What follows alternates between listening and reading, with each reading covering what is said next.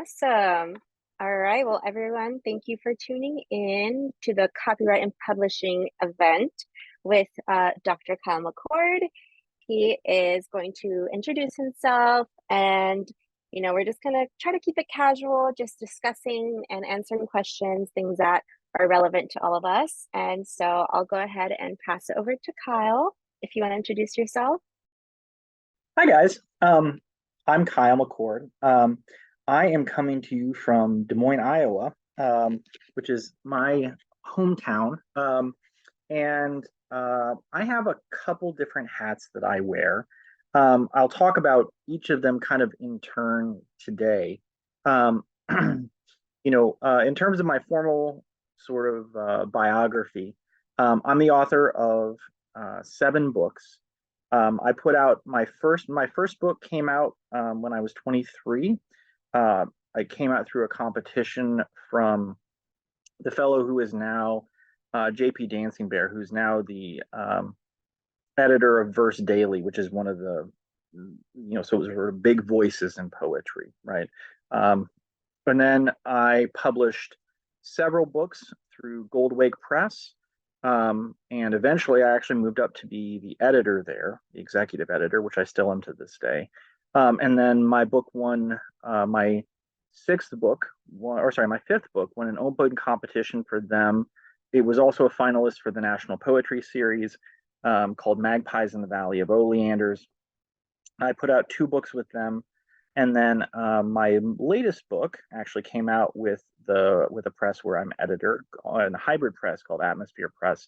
It's a novel called Reunion of the Goodweather Suicide Cult. And it's about a guy who is the sole survivor of a cult suicide and is trying to sort of reckon with that. I teach at Drake University, although I've taught at lots of different places. I taught at University of North Texas. I taught at Indiana University.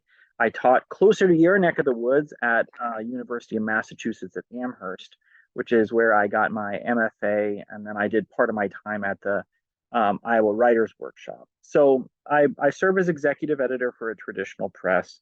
I also serve as the director of acquisitions for Atmosphere Press. And then previously, I was an editor for the Beloit Poetry Journal, is where I got my start up in Maine. And then I also worked for Jubilot out at UMass. I was the assistant poetry editor for The Nation for a while. So I've had lots of different sort of publication hats in the course of this. And so I am going to talk to you a little bit about my own experience of publishing and a little bit about some things about copyright and just information that you probably want as an author. So what I will tell you, I'll start by telling you this. I will, absolutely. Thank you. The first thing I should mention is that publishing in 2023 looks wildly different than it did when I graduated with my MFA. I graduated in 2007, I think is right. I don't know. It's something like that. It's way back, right? And back then, the mantra was, well, first of all, you had to publish something immediately, right? And secondly, that you really had to publish with a traditional press. Otherwise, it was not authentic in some capacity, right? Though both of those notions, I think, are probably by the wayside at this point, realistically. So first of all, one of the things that I hope comes off your shoulders, Natalie, I know you mentioned a little bit about this, is the feeling that, yes, it has to be published today, okay? One of the things I'll say is that publication is a process. And generally, publishing through a traditional press, one of the things you should bear in mind is usually you're looking optimally at a year that before the book is realistically going to be sitting in your hands. And that doesn't include the marketing campaign. I knew people who published with traditional publishers through contests, or maybe they get an offer and that offer will be 3 to 4 years out, right? Which can be a long time. And you may not have quite the enthusiasm that you did when you first started writing. So there's definitely a little bit more lag time than people kind of expect.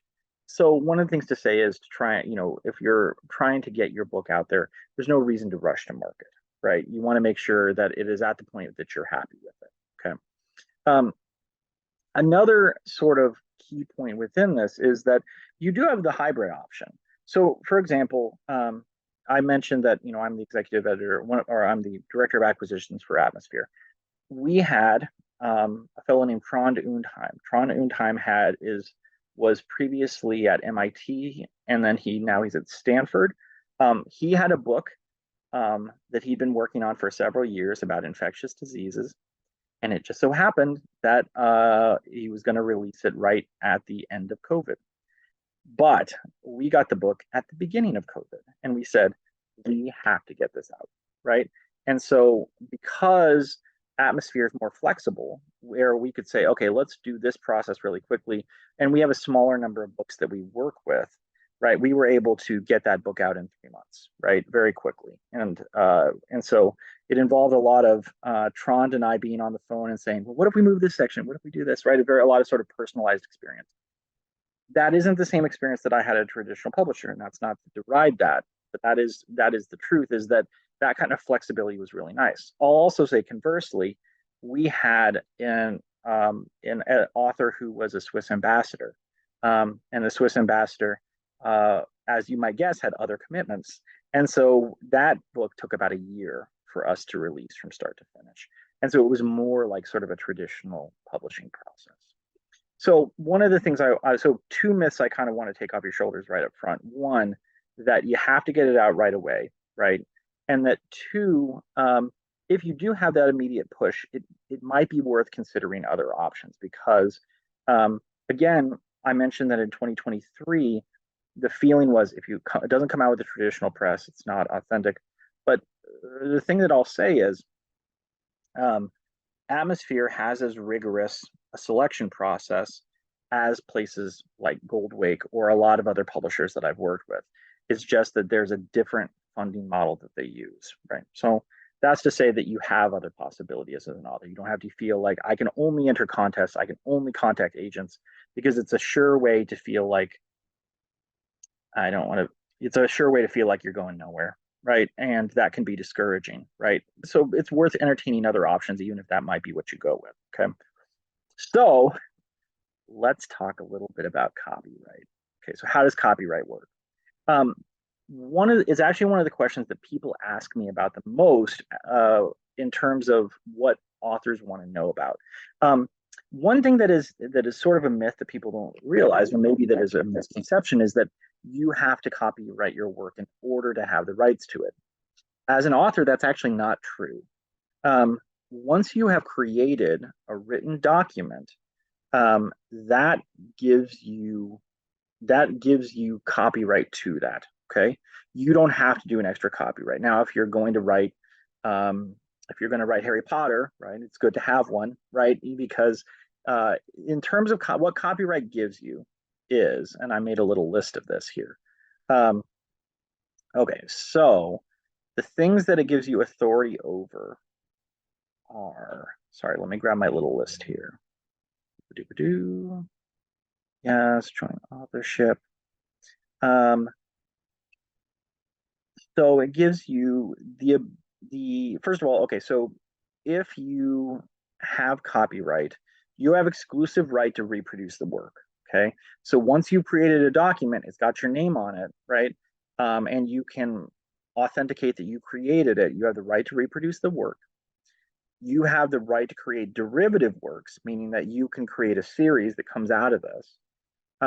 Thirdly, you have the exclusive right to distribute the work.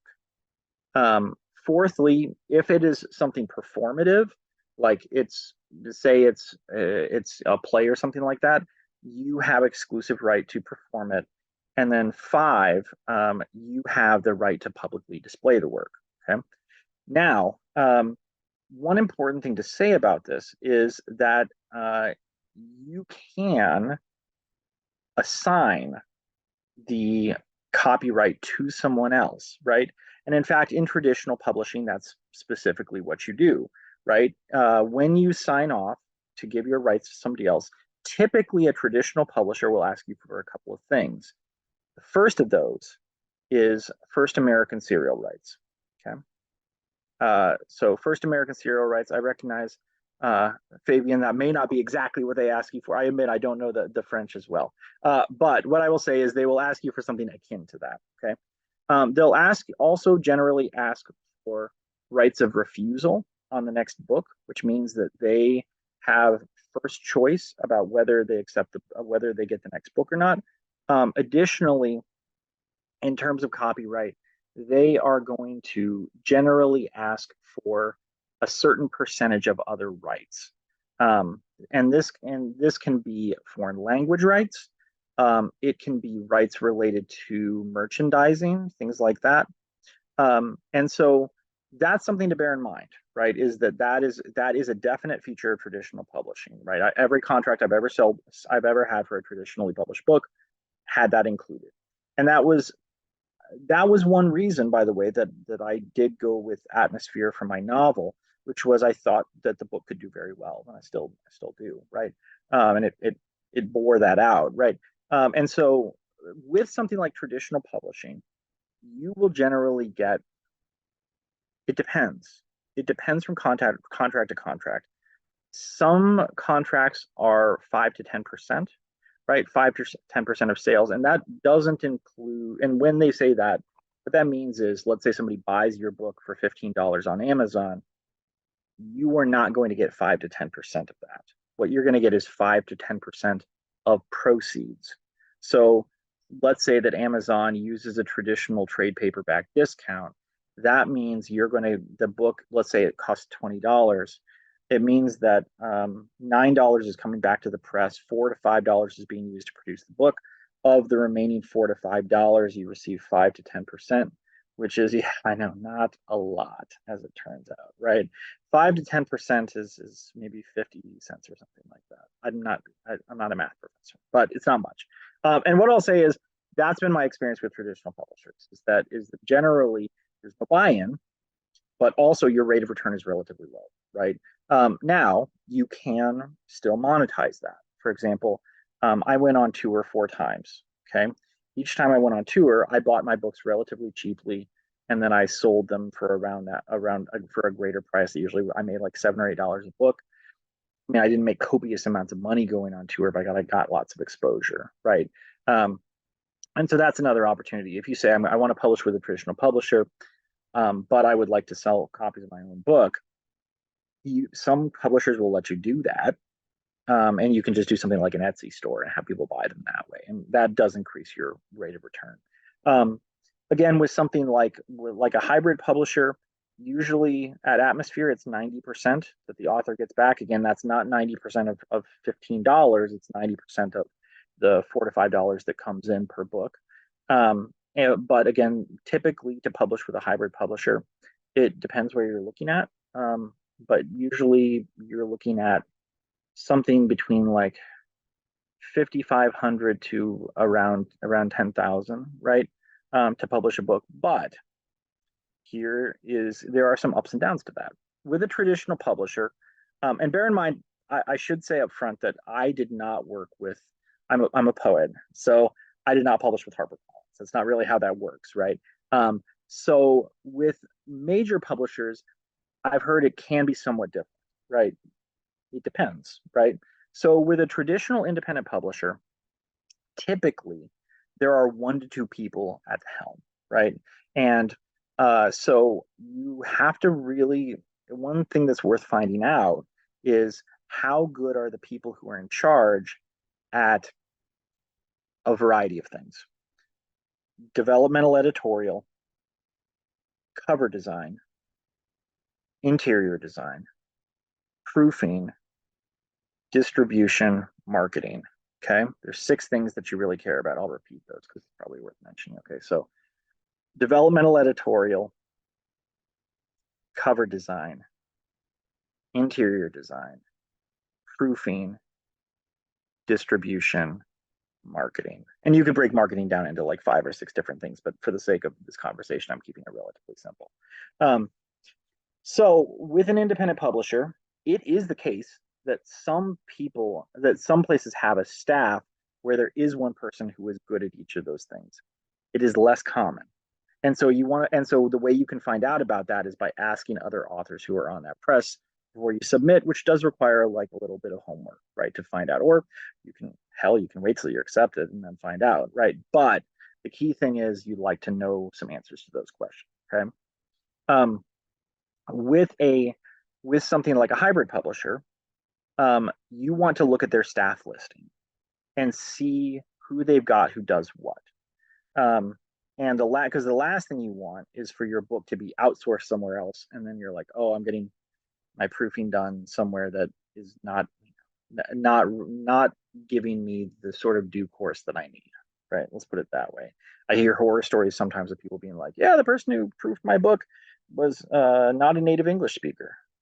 Okay, that could be a big challenge. That could be a big challenge, right? And that's not to say that that person couldn't be capable, but I have my doubts in terms of necessarily that working, right? But at any rate, um, so so anyway, that's to say, with independent publishers, one of the things you want to be watchful for is to make sure they have somebody who's an expert at all those things.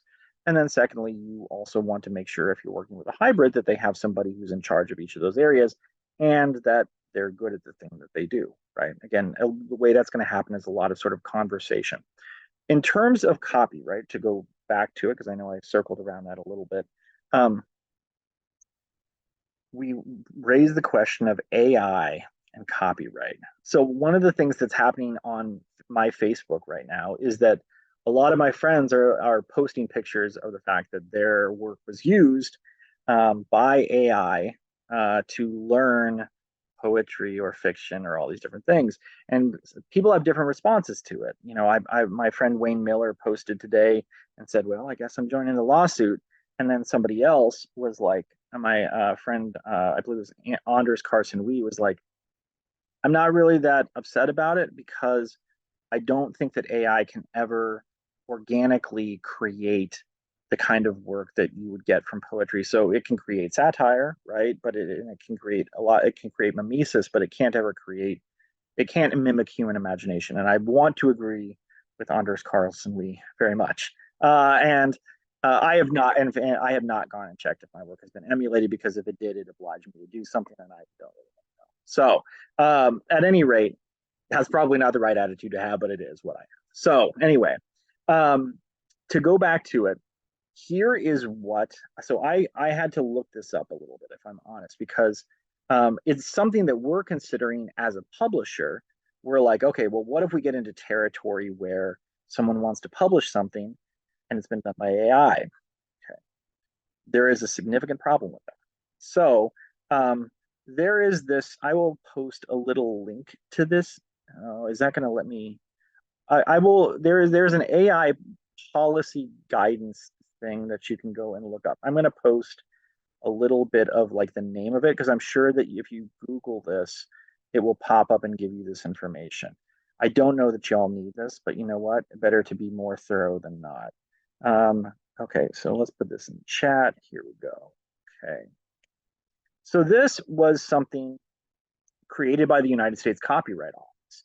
And I don't know who writes for the Copyright Office, but this is actually very well written, right? I'm going to read just a touch of this, of the parts that I thought were really interesting. So one of the things they say is, the office recognizes that AI-generated works implicate other copyright issues not addressed in the statement. It has launched an agency-wide initiative to delve into a wide range of these issues.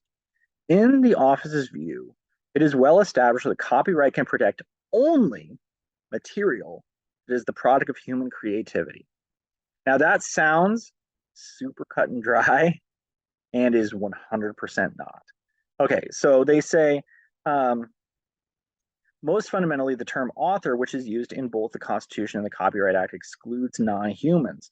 The office's registration policies and regulations reflect statutory and judicial guidance.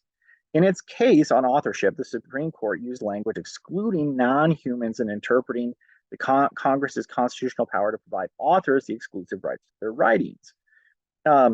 So what it says is a photograph is not writing, nor is the production of an author, but is instead created by a camera. It's created by a camera, then it can't specifically be copyrighted, right? The court defined an author as a little bit of sexist language here. He to whom anything owes its origin, originator, maker, one who completes a work of science or literature. It repeatedly referred to such authors as human, describing humans as a class of persons, and copyright as the exclusive right of man to the production of his genius or intellect. Okay, so what it's saying here to bring it into sort of small view is in order for something to be copyrightable, you have to have an author behind it who is human. And they get into really weird territory here because there is a case, I guess, that was brought in which uh, either supernatural beings were involved, and you had to make a case that that there were people behind it. Or there was another one I think where I was reading about where a monkey had taken a picture and they tried to copyright it, and they said, "Oh, you can't do." Anyway, so there's some weird and intriguing legal territory to cover here. But at the crux of it is this: they give a standard. The standard is that if a work's traditional elements of authorship were produced by a machine, the work lacks human authorship, and the office will not register it.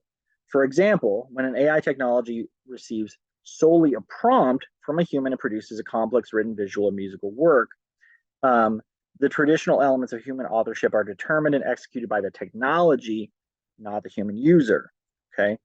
If a user instructs a text generating technology to write a poem, she can expect the system to generate a text that is recognizable as a poem, mentions copyright, and resembles Shakespeare's style, but the technology will decide the rhyming pattern of the words in each line. In other cases, however, a work containing AI generated material will also contain sufficient human authorship to support a copyright claim. For example, a human may select or arrange AI generated material in a sufficiently creative way. The resulting work as a whole constitutes an original work of authorship. Okay, I know this is a little bit of legalese, but what they're doing here is they're saying if if the parameters are set by a human and then they say AI go to work, that's not copyrightable. Okay. On the other hand, if you have AI and you say, okay, they produced this, I'm going to rearrange it and recut it, and I'm going to do all those different things with it, that would be copyright. Okay.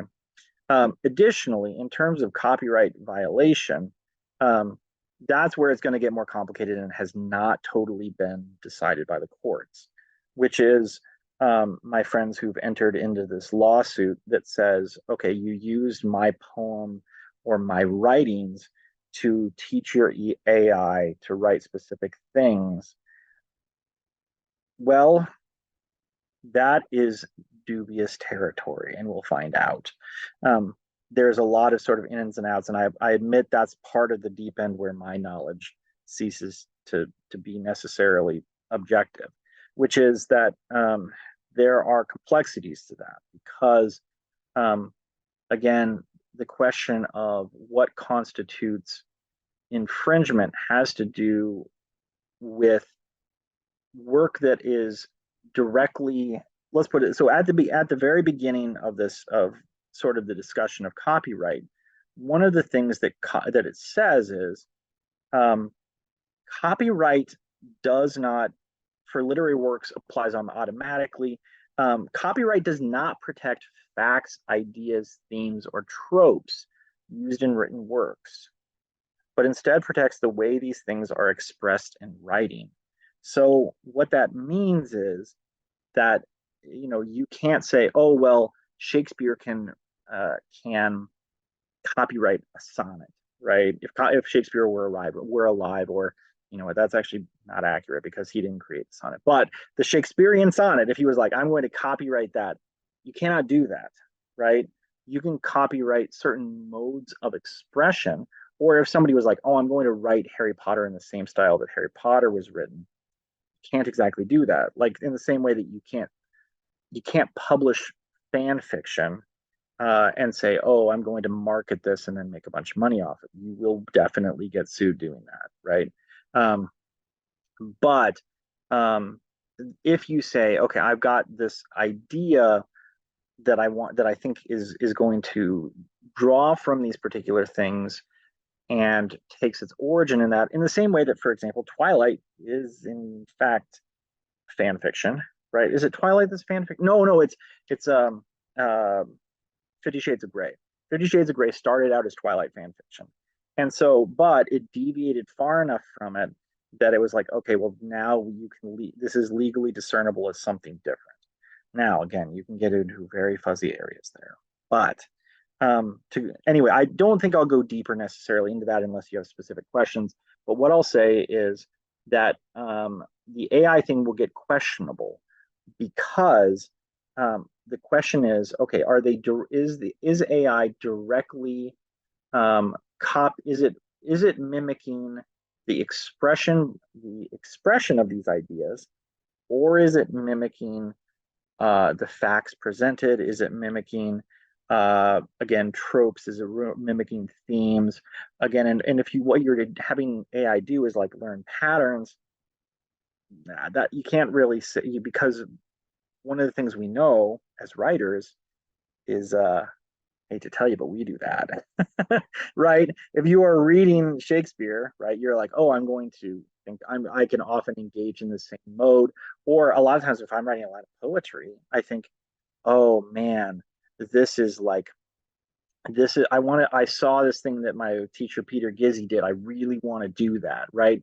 Okay, cool. I'm going to come up with a different way of doing that, but maybe I'm going to use something that's syntactically similar, or maybe it's got a similar rhyming pattern or whatever. Now, I mean, if AI does that, I don't know that's any less fair game, right? So, in answer to the in a very long answer to this question, it's questionable. It's questionable territory, and we're going to find out exactly what it looks like.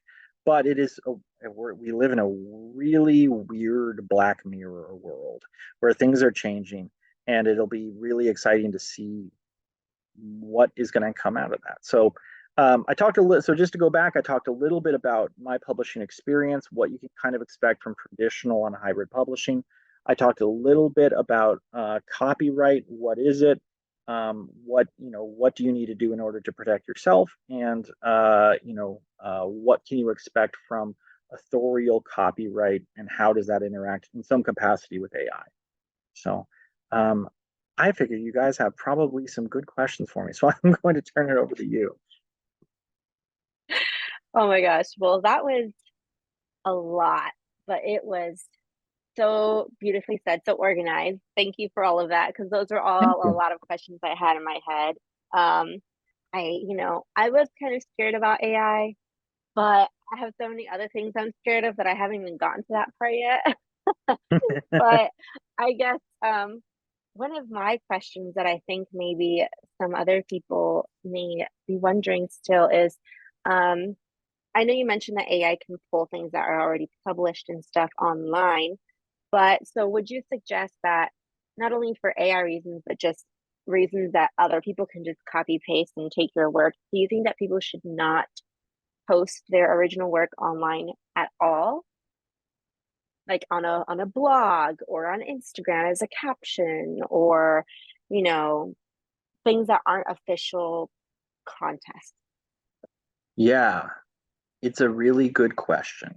Um, I think to to answer it, one of the things that I often ask people as an editor is, what are your goals? Right? Um, I think here of uh, when I started working on poems, right? When I really got committed to it, I was probably 19 or 20. It wasn't like you could go rush out and throw it on Facebook. There wasn't a wide enough audience for that, right? You certainly can now, not necessarily Facebook, but maybe Instagram or TikTok or whatever, right? And there is an immediate emotional pleasantry that comes out of that, right? One of the things I would think about is what is what is it you want for your work, right? I often tell my students, your poem or your story is not your body; it's It's not you, right? In a physical manifestation, right? And so if you hold out and publish with something like a literary journal um, or somewhere that is more curated, right? Maybe even an online journal where that book, where the poem or the story gets put out. Um, there's a really strong reason to do that, which is somebody else talks to you about it first. And they think about how it's going to be curated and presented. And I can't tell you the number of times that I have thought this poem is exactly what I want it to be. And then we get into editorial, and I say, oh man, I didn't even think about that. But this is a possibility. This is what it could look like. And that kind of feedback is invaluable, not only in the immediate act of publishing that poem, but in the like larger development of you as a writer. It's one of the selling points for any sort of editorial process, right? Um, so I think, just in answer to your question, I would be reluctant to do so. Um, Not that you can't have a blog. I mean, blog's amazing, right? There's a lot of people who have a blog and then they turn it into something very successful, right? Um, but if your larger goal is to have the kind of curated editorial experience, my feeling is that you probably wait and have your work looked at by an editor through professional channels, right? Whether it's a traditional publisher or a hybrid publisher, right? As long as you have that editorial feedback, I think that's huge. I also think there's something to be said for being in a tradition. Um, generally, generally, if you are sure that there is no one else writing work like you, which is the compelling reason you need to share it. First of all, you're almost certainly wrong. And I don't say that with any sort of malice. It's fundamentally true. And we tend to, let's put it this way, it's very hard to dip into and figure out the various things that have influenced us along the way, right?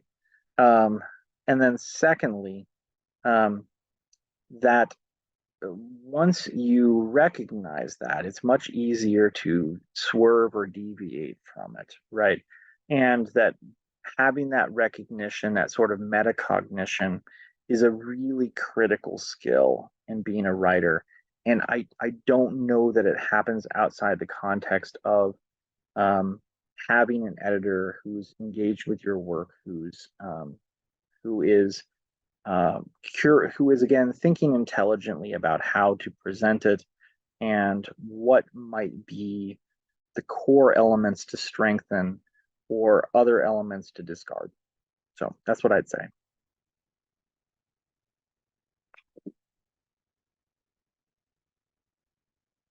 Okay, great. Yeah, that's super helpful. Yeah, I know because there was one point through our society that we were actually asking people to send some of their poems, Oh, either awesome. published or unpublished, yeah, for like a poetry month. And some of them were hesitant to do so because they were worried that if it was once out there on the internet, one, someone might steal it, or two, they may not be able to enter it into contests or get it published. Let's say if they wanted to put all their poems in a book, they wouldn't be able to publish it anymore because it's technically already out there.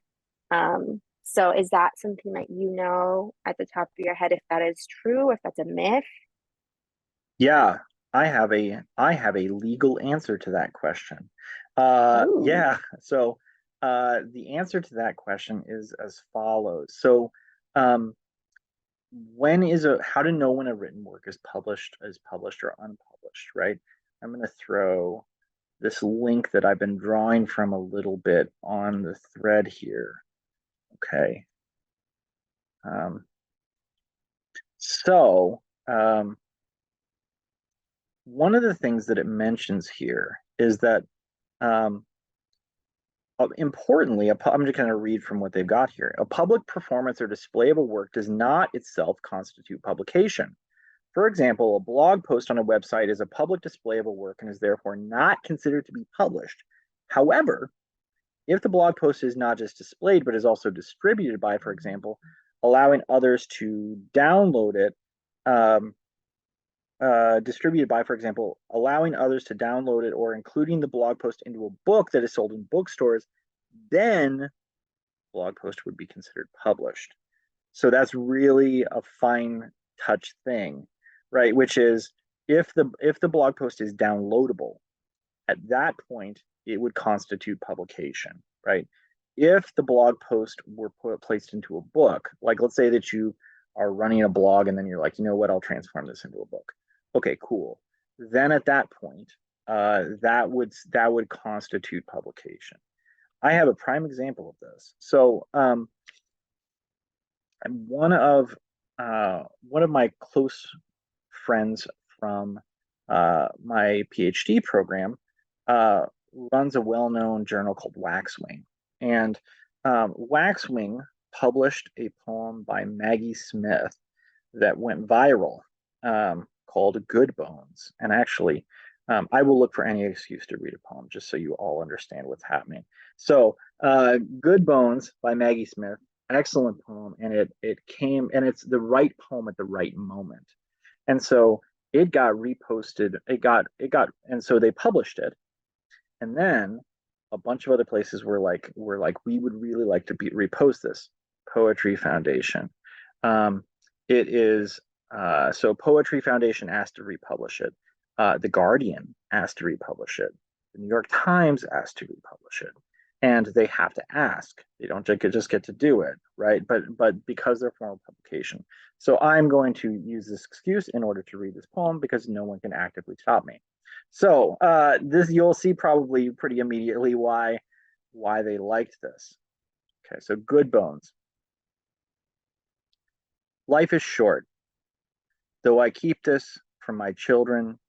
Life is short, and I've shortened mine in 1,000 delicious, ill-advised ways. 1,000 deliciously ill-advised ways I'll keep from my children. The world is at least 50% terrible, and that's a conservative estimate. Though I keep this from my children, for every bird, there is a stone thrown at a bird. For every loved child, a child broken, bagged, sunk in a lake. Life is short, and the world is at least half terrible. And for every kind stranger, there is one who would break you. Though I keep this from my children, I am trying to sell them the world. Any decent realtor walking you through a real shithole chirps on about Good Bones. This place could be beautiful, right? You could make this place beautiful.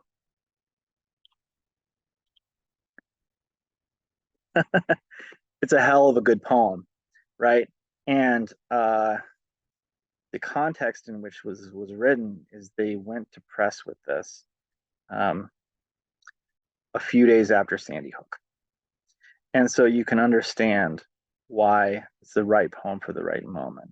Um, there's a similar story, actually, by the way, which is that there is Adam. I can't pronounce his last name. He's Serbian. Adam Zagajewski had a poem that appeared on the back of the New Yorker, and it's the poem that appeared after 9/11, and it's just like it's called damn, I'm gonna forget. Um, I can remember the last line, but uh, at any rate, people assumed that it that he had written it in honor of 9/11, but he hadn't. They had that poem and they were ready to go to press with it. And so they were like, and so it was like absolutely perfect. It's on the back, and it's absolutely mind-blowingly amazing. Um, but I say this all to point to a larger fact, which is that um, sometimes when you put a poem or a book or something out into the world, you in fact may be the beneficiary of circumstance, right? And it might cause your poem or book or whatever it might be to have that much more impact. And when that happens, you would like to have control over it because you don't know otherwise how it gets disseminated. And so part of the reason Maggie Smith got to have some hand in that decision was that she had published it um, in a journal rather than just through a blog post. So that was a very long That's answer to a relatively short question. I love it. I love it. No, that's how we'll remember it too. So, okay, so if I'm understanding this correctly, is if you're gonna post something on some type of social platform, it is best to have already had published it somewhere else that gives it some merit so that if it goes viral, you can go back to that original journal and say, hey, this was mine. Absolutely. And that way Okay. you, and again, as soon as you put it out there in some sort, if you post it on Instagram, literally the one of the that Instagram's a bad example because it's got to be photographs, but like or like Facebook or if you had a really short poem to put it on Twitter or something, right? Then you cease to have control over it because the nature of that medium is that people can repost it, right? Without necessarily having to seek permission, right? Mm-hmm. Interesting. And so what journal did she use? Was, you know, if she like submitted it via a contest or was it just a random place that was accepting submission? It was Waxwing, and so it was my friend's journal that she published through. Waxwing, which is Oh, incredibly selective journal. It was like they were an online journal, but they were accepting, I don't know, like 0.1% of submissions. So that's something to say too, is that it used to be, by the way, that that the most selective journals were almost exclusively print, not even close these days. yeah. There's really very little correlation, and a lot of presses that have a major presence online um, are are also ones that previously were very dominant in terms of print. Um, so anyway, that's just an interesting development. So would you say that it would be still wise to try and publish to any journal, even if it doesn't have like this amazing reputation? Or would it be best to wait and try to get it into something that's so rare to get? It's a good question. Um, it is one of the great. I'm going to post. This is the that is the poem that appeared on the back of the New Yorker after 9/11. Try to praise the mutilated world, right? Um, it is one of the essential questions, right? Which is, um, I will tell you two different stories because each one sort of illustrates this. One of my close friends is a professor at a college here, and he has run the poetry festival here for uh, I think 15 years. Okay. So one of the things that happens if you run a poetry festival or any writing festival, actually, because he's a novelist, is that everyone owes you a favor because you brought in so many amazing writers and lots of people, are very grateful for that. And he brought in some people that it was unbelievable. Um, and so uh, he was always a bridesmaid and never a bride with, right? He'd been a finalist on like 20 different major presses, and they just never had gone with him, right? And so the end of the story is that, we had a conversation, and I said, man, you gotta just like basically put this book out with someone. And I said, we'd love to work with you at Atmosphere. We're selective. I got him basically a personalized invitation to submit the work. They loved it. And they were like, okay, awesome. We want to move forward with this because a hybrid publisher often has slightly higher odds of accepting you than a traditional publisher. His book's going to come out this year. The blurbs on the back are going to be insane. because he has so many people who are going to write about it. And so that's a case where it's like the holding out for the Harper Collins of the world is not worth it, right? Because they're oftentimes, to be perfectly honest, um, agents are often looking for the kind of work that they've sold before. And so they're and so it actually can really stifle your creativity, right? Because they're like, okay, well, this doesn't look like something I've seen before, which is funny because that's often what I'm looking for as a reader. But anyway, it is what it is. But I get it. There's an economy to these things, right? And you can say, okay, well, this is what's selling right now, and the question is, do you want to wait around and be subject to the market? And there's reasons to do that. There's also reasons not to, right? Um, Secondly, um, then I so that's one question. The opposite end of that is I know people who have put out who are really, really fast writers, and they put out 6 to 7 books on small presses that they had to do all the pushing on. They had to do all the work, right? And I often wondered if they got the kind of editorial feedback and curation that they needed as a writer, because I think it might have been helpful for someone to say, you know what, I think this is maybe one collection, and maybe these poems go together, or this is a novel, but I think that you need to do this with it and that with it. And there wasn't a voice that came in and necessarily did that. So I think it's so to give a more direct answer to the question, I think that there are those kind of ditches that you can fall into, right? But that I think it's worth, putting your foot out there to see how people respond.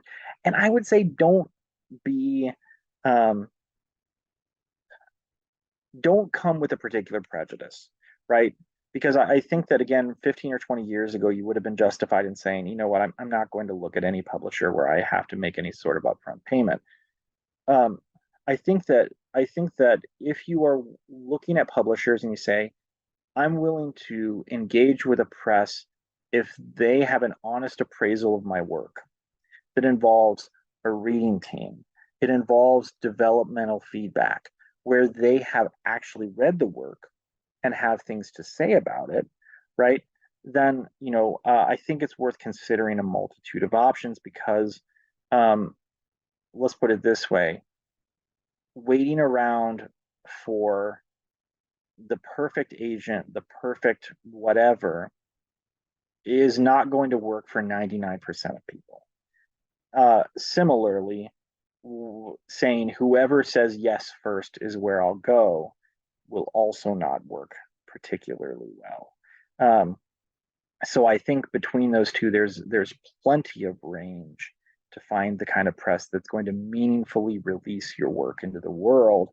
And that would be the framework that I would use. Meaningfully release your work into the world, meaning that it is out there, but it also has gone through developmental editorials, proofing, marketing, design, distribution, and they've worked on your behalf to really get into the hands of readers. Great. That's super helpful. Thank you. I do see Kimia put a comment in the chat. I don't know if Kimia wants to read it out loud if she can, or if you just want to respond to it and sing.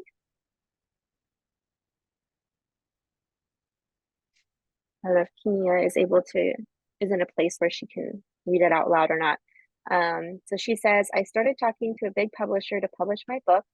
The book is about structural engineering. What are your recommendations for me to do to make sure that I can have a good and fair contract with them? Absolutely. Um, what I think that no problem. So first of all, congratulations that you're having a conversation. That is not always what happens, right? What I would say is this. Um, I think that I'm going to give you five things that I would look at in the contract before you sign anything. The first is, what kind of rights do you give up? Okay. And in exchange, what are you getting?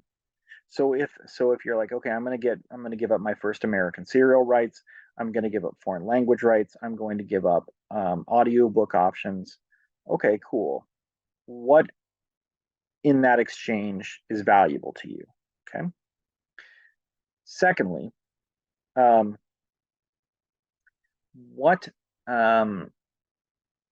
in terms of, take a look at the actual royalties split, right? And see, and again, I have my number that I'm willing to accept, which again, it doesn't fall within usually the traditional publishing route, but look at what your royalty return would be, right? And think to yourself what the actual value of your work is, meaning, what are you likely to see from this, right? Okay. Thirdly, um, I would look at the process. Okay, so what's the process that they're going to draw the book through? What's your autonomy within that? And what kinds of carve outs are there for you? So if they say, okay, you're going to go through 2 rounds of developmental editorial, and within that, there are going to be editorial suggestions that you can accept or not accept. That's one thing. If on the other hand they say, we're going to offer you editorial suggestions that are going to be mandatory within that, I would have questions, right? I would have questions about what sort of process you go through, because one of the things you don't want to have happen, and this can happen with any sort of publisher that is generally not within the hybrid realm, is that uh, you can end up with things you maybe don't love. Um, I had a friend who had a book of poems. She did not love the cover. And that is kind of important, because the cover, as it turns out, is a critical feature of the book. And it also is a representation of what lies within. It also was her first book. And so you have to be willing to get behind that, right? So I think that that's something to consider as well. As again, what are the carve outs within the process that you've got there? Okay. Um, Fourth, I would look at the release schedule. Okay. Um, One of the things you want to see is what sort of benchmarks do they set, and how are those benchmarks measured? So, one per, I hesitate to mention this, but I will mention it because it is an honest appraisal, which is that one of the challenges I had with working with independent publishers was the scary moment when I did not know what was going on. When it was like, okay, the book reaches this point in the process, and I don't necessarily know what happens next. And I don't necessarily also know when we go from one thing to the next. And you worry about being in limbo where it's not it's not entirely clear what the schedule is. If the benchmarks are really loose, it's like, okay, well, it could be that my book comes out like 4 years later. Because one of the things to bear in mind with like a big publisher is that, yes, you have access to hypothetically a huge number of resources, zero doubt. But are you their top priority, right? I hesitate to say that the book on structural engineering is probably not the top thing that they're going to release, but it's questionable, right? Let's put it this way. A lot of traditional publishers bank on losing money on 60% of their titles. That is true. So let's put it this way. For every Harry Potter that you get, there's 50 to 60 titles. Well, there's more than that that don't make anything even remotely close to that, right? And the kind of resources they get um, are not close to that. right?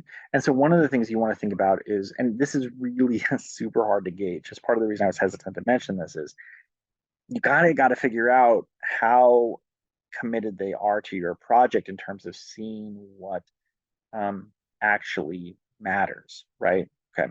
Fifth point, last one, right, is see what if there are writers at the end of it that you're not excited about that might overcommit you to that press. That's worth checking into too. I mentioned first rights of refusal. I have never signed a contract that had first rights of refusal. I've kind of refused to.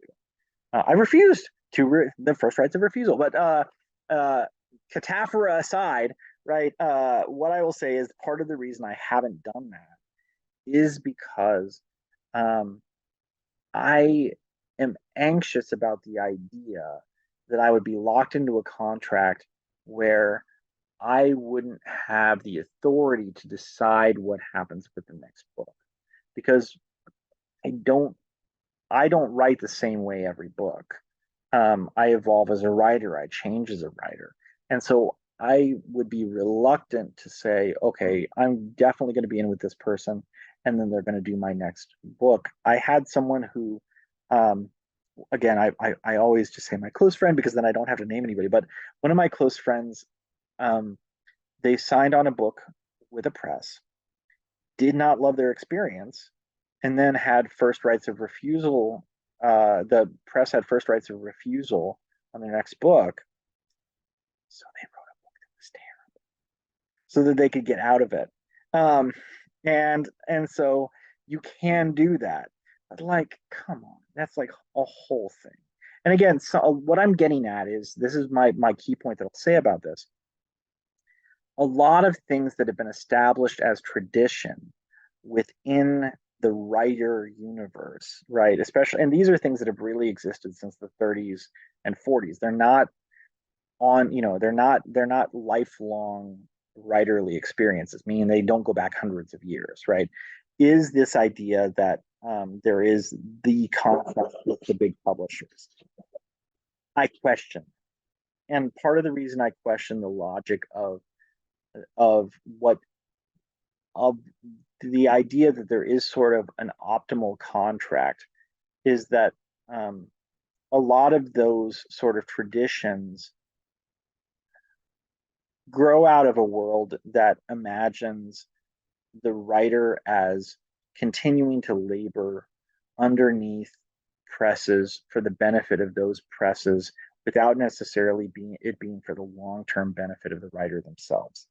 And I think those are things to engage with a fair bit of caution because, frankly, um, it's 2023 and the rules don't have to be written that way. Wow, that was very, very eye-opening. Thank you for that. I almost feel like I feel a little more anxious now. I'm like, you know what? I feel like I want to be a single mom with my book. Like, I don't know if I want to freaking co-parent this and have other people like, can I just publish independently? What are the odds of me just like doing my own thing? Like, how can I do that? Now I have trust issues. My goodness. So, are there people who do publish just completely independently? Like, how would you do that? Yeah, there are. One of the so it used to be sort of a faux pas, but again, you look at a writer like Brandon Sanderson. Brandon Sanderson has basically said, I'm going to get out of the loop of kind of these big publishers and has found a way to publish his work outside of that context. Um, who was else was it? Like Colleen Hoover, right? I mean, Colleen Hoover's books have done spectacularly well, and she didn't need a helping hand from kind of the big industry. Yeah, if you want to say, you know what, I'm going to try and pursue a route that doesn't involve me giving up my rights, giving up my autonomy, giving up my percentages, um, you can. To answer the question in the chat real quick, um, we talked a little bit about how long will it take for a book to be published. That's a great question to ask that press, right? And it's also a great question to pursue in general. Again, if you say, well, I really need this to be out within a year because my topic has Kairos, it's got immediacy, gotta happen today. It's probably not worth pursuing a traditional route. If, on the other hand, you are more flexible in the way that you want to pursue this, absolutely doable. So, lots of ideas. I think both cats have now come and found laps in the course of this, and that makes me really excited. Yeah. These cats are like, okay, you're spending way too much time on the screen. I am more important. You need to get off. Dude, I respect that. I know. I mean, Keats is over here Hello. looking slightly humbled. Yeah, he's over here. He's kind of found his spot. I love it. Well, I will say, we did go a little over time. I'm sorry about that. I want to respect your time. So I know you're a very, very busy Oh, that's man. okay. But I feel like we got a lot of questions answered. And Yeah. thankfully, thank you for letting us record this because I know that everyone who was going to try to come and didn't get to make it is going to request it. So, and I'm probably going to rewatch it and take some more notes because I was trying to be present. But I definitely feel like I have a clear understanding of what the industry is, what I should look out for. And yeah, so thank you for that. Well, thanks for having me, y'all. And enjoy the rest. You guys are there much later than I am, I suppose. But if other folks have questions or they're interested in Atmosphere, I absolutely feel free to reach out to me. I'd love to hear from y'all. So Yeah, Thank you definitely. so much. Um, well, I'll also send an email after this to everyone who had RSVP'd. I think it's like 20 people with a link to your books, a link to Atmosphere, and in case and anything else that you'd want me to publicly display for you that you're open to. awesome. Well, very good. So, Well, thanks so yay! much for Thank you having me. so much. Of Absolutely. course. All right. You have a good Thank one, you. It was okay? great meeting you. You too. Thank you. Thanks.